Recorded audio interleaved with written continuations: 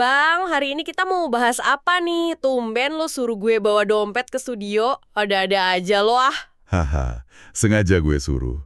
Coba sekarang lo, dan tentunya kalian semua yang lagi dengerin penelusuran sejarah kita hari ini, keluarin uang kertas 100.000 sama 50.000 dari dompet. Bentar, gue rogoh dompet dulu nih. 100.000 sama 50.000 ya. Oke, udah nih, gue pegang. Terus ngapain? Mau lo palak? Enak aja lo.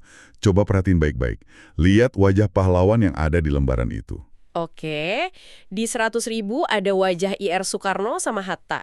Terus di yang 50.000 ini ada IR Juanda. Lihat wajah mereka, terus apa hubungannya? Nah, sekarang gue mau ngelempar pertanyaan trivia sejarah ke lo. Lo tahu nggak, persamaan IR Soekarno, IR Juanda, sama Jenderal Sudirman? Persamaan. Apa ya? Kayaknya sih dari gaya bajunya. Atau gaya rambutnya gitu. Peci mungkin, kan zaman dulu pada pakai peci semua tuh. Tebakan yang sangat ngasal dan tidak berbobot. Jawabannya salah besar. Ya elah, terus apa dong persamaannya? Presiden, Perdana Menteri, sama Jenderal Militer. Jauh banget kan ranahnya? Dengerin baik-baik ya. Mereka semua itu lahir dari rahim Muhammadiyah. Ini adalah sejarah yang jarang banget diceritain di buku-buku sekolah kita. Wah, masa sih? Muhammadiyah organisasi Islam yang itu kan? Betul sekali. Makanya, selamat datang di podcast Dongeng. Asik, tempatnya bedah fakta sejarah yang dijamin bikin melongo.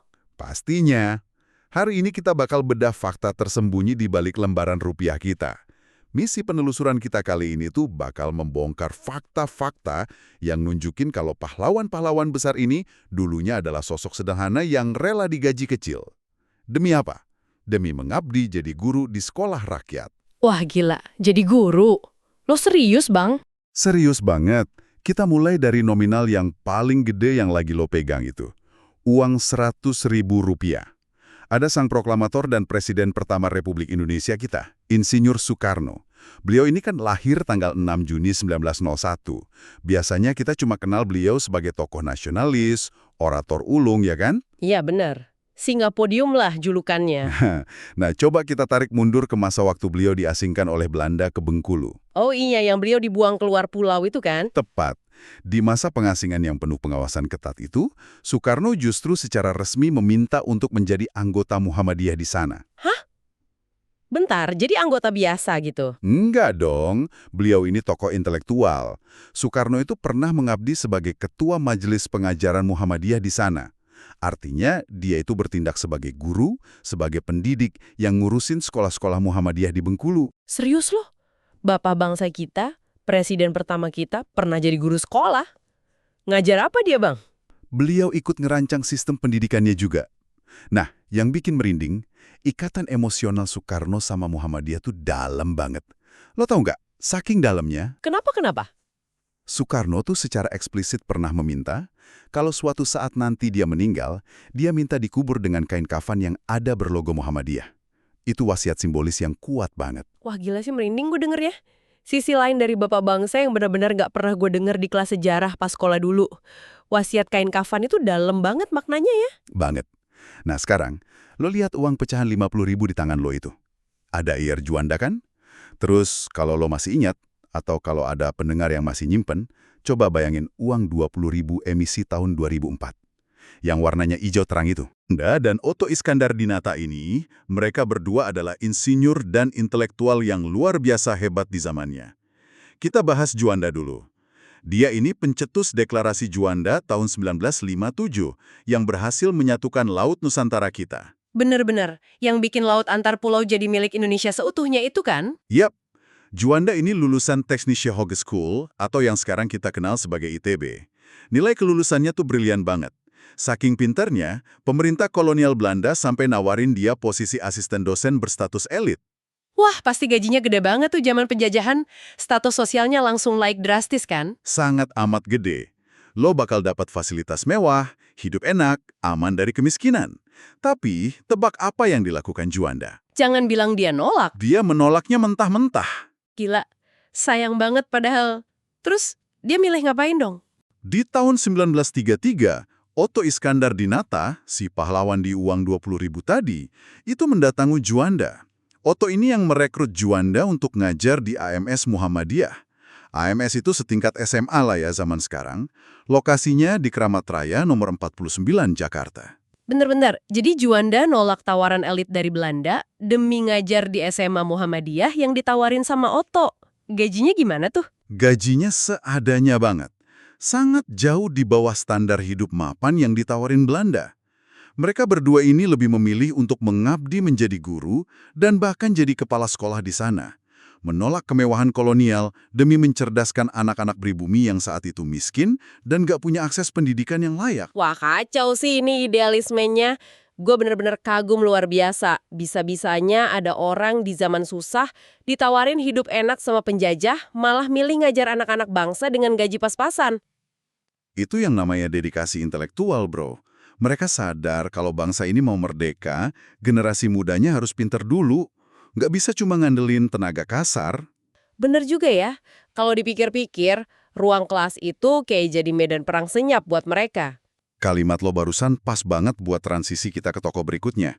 Sekarang, beralih ke uang pecahan 10.000 lama, yang warnanya agak ungu kebiruan itu loh. Oh iya paham gue, yang ada gambar Jenderal Sudirman kan? Tepat. Apa yang langsung ada di otak lo kalau dengar nama Jenderal Sudirman? Pastinya Panglima Besar TNI pertama kita, yang masih muda banget, umur 31 tahun, udah jadi jenderal, terus mimpin perang gerilya masuk luar hutan padahal paru-parunya cuma fungsi satu. Itu fakta yang benar dan umum diketahui.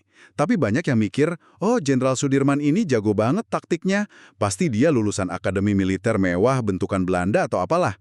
Padahal, sebelum beliau jadi militer, lo tahu profesi aslinya apa? Mengingat tema kita hari ini, jangan-jangan dia guru juga. 100 buat lo. Beliau itu adalah seorang guru SD. Tepatnya ngajar di HIS Muhammadiyah Cilacap. Guru SD? Panglima perang gerilya kita yang ditakutin Belanda itu dulunya guru SD. Gimana ceritanya guru SD bisa punya taktik militer sehebat itu? Nah, kedisiplinan militer dan fisiknya itu nggak lahir dari barak penjajah. Semua itu ditempa dari gerakan kepanduan Hizbul Wathan Muhammadiyah. Semacam pramukanya gitulah. Oh, gue pernah denger tuh Hizbul Wathan. Di Hizbul Wathan inilah Sudirman muda melatih kedisiplinan, navigasi, dan mental baja. Dan jiwa pendidiknya itu kebawa terus sampai dia jadi komandan. Sudirman itu terkenal sangat disiplin. Tapi anehnya, beliau itu sangat amat disayangi sama murid-muridnya di Cilacap. Pantesan pas jadi panglima prajuritnya loyal banget ya sama beliau, rela nemenin gerilya nembus hutan berbulan-bulan. Soalnya cara beliau mimpin pasti pakai pendekatan seorang guru yang ngayomin anak didiknya. Analisis yang sangat tajam. Pemimpin yang lahir dari ruang kelas itu emang beda auranya. Mereka memimpin pakai empati, bukan cuma tangan besi. Wah, ini bener-bener ngebuka mata gue sih, Bang. Eits, belum selesai. Biar daftar ini makin lengkap, kita bahas satu tokoh lagi. Coba lo ingat-ingat pecahan uang Rp1.000 zaman dulu. Baik yang kertas maupun yang koin emas. Uang 1.000 ya? Oh, Dr. Suetomo. Betul. Dr. Sutomo ini kan dikenal sebagai Bapak Kebangkitan Nasional. Tokoh sentral pendiri Budi Utomo. Tanggal 20 Mei tahun 1908. Iya, yang kita rayain tiap tahun jadi Hari Kebangkitan Nasional itu kan? Nah, kiprah beliau nggak cuma berhenti di ngajar atau organisasi politik aja. Dr. Sutomo ini juga mengabdi sebagai penasehat kesehatan Muhammadiyah. Wah, merangkap ke urusan medis juga ya karena dia dokter? Betul. Beliau adalah tokoh sentral di balik pendirian klinik PKU Muhammadiyah. PKU itu singkatan dari Penolong Kesengsaraan Umum. Didirikan di Surabaya tahun 1924. Penolong Kesengsaraan Umum, namanya aja udah kerasa banget niat sosialnya ya. Banget. Klinik ini didirikan khusus untuk memberikan layanan medis secara gratis, bro. Gratis bagi kaum duafa pribumi yang saat itu sama sekali nggak punya akses ke fasilitas kesehatan Belanda. Gila, udah nyerdasin rakyat lewat pendidikan, kesehatannya juga diurusin secara gratis pula. Gue bener-bener speechless denger fakta-fakta ini. Gila ya, mereka semua nih berangkat dari ruang kelas ya, bukan ujuk-ujuk jadi pejabat atau elit penguasa terus baru berbuat sesuatu. Betul. Proses mereka itu panjang dan sunyi. Bener-bener ditempa lewat kapur, papan tulis, ngadepin murid tiap hari. Baru sadar gua, kepemimpinan tokoh-tokoh raksasa ini tuh beneran dibangun dari dasar banget. Makanya, dari penelusuran sejarah kita hari ini, ada satu kesimpulan patriotik yang sangat mendalam yang bisa kita tarik. Uang yang kita pegang tiap hari itu, lembaran rupiah yang sering lecek di dompet kita itu, sebenarnya ngingetin kita. Pahlawan sejati itu ditempa dari pengabdian yang sunyi. Sama seperti jadi seorang guru. Setuju banget gue. Pengabdian yang nggak kelihatan kamera zaman sekarang lah ibaratnya. Dan ini membuktikan juga kalau konsep pendidikan holistik Islam berkemajuan dari Muhammadiyah itu berhasil mencetak sejarah. Mereka berhasil melahirkan negarawan tokoh militer sekelas Sudirman, ilmuwan brilian sekelas Juanda, sampai politisi dan dokter yang berani menembus batas-batas tradisional kolonialisme. Wah, mulai sekarang gue bakal mandang uang kertas dengan cara yang beda nih Bang. Seriusan, tiap ngeluarin duit buat bayar kopi atau belanja, gue nggak cuma lihat nominalnya aja, tapi gue bakal lihat perjuangan sunyi di balik wajah mereka yang tercetak di situ. Itulah esensi kenapa kita bikin podcast dongeng ini. Biar lo dan pendengar semua sadar betapa berharganya sejarah yang kita genggam tiap hari. Nah, buat kalian semua yang lagi dengerin, coba deh sekarang cek dompet kalian lagi. Ada uang pecahan berapa aja nih yang lagi kalian bawa? Share di kolom komen ya, pahlawan siapa yang lagi kalian pegang sekarang. Dan ceritain juga kalau kalian baru tahu fakta keren ini. Jangan lupa juga buat subscribe podcast Dongeng, biar kalian nggak ketinggalan bedah fakta dan penelusuran sejarah seru lainnya dari kita. Benar banget. Subscribe sekarang juga. Oh ya Bang, sebelum kita tutup, lu ada pesan terakhir nggak buat pendengar kita? Ada satu pemikiran provokatif nih buat kalian renungin di rumah, di jalan, atau dimanapun kalian berada. Kalau pahlawan-pahlawan terbesar kita aja rela menukar kemewahan, rela dibayar murah demi mencerdaskan bangsa di ruang kelas yang sangat sederhana. Iya benar. Pertanyaannya, sudahkah kita di zaman modern ini memberikan penghormatan dan penghargaan yang benar-benar layak bagi para guru kita? Mereka yang hari ini sedang berjuang mencerdaskan anak bangsa di ruang-ruang kelas yang sunyi. Dari kota sampai ke pelosok negeri. Sudahkah kita menghargai mereka seperti kita menghargai para pahlawan ini? Wah, merinding gue. Tertampar banget sama pertanyaan itu. Semangat terus buat semua guru di Indonesia. Pengabdian kalian adalah pahlawan masa kini. Kita bangga banget punya pahlawan nasional yang luar biasa, dan kita juga bangga sama pahlawan tanpa tanda jasa zaman sekarang. Terima kasih semuanya. Sampai jumpa di penelusuran sejarah podcast dongeng berikutnya.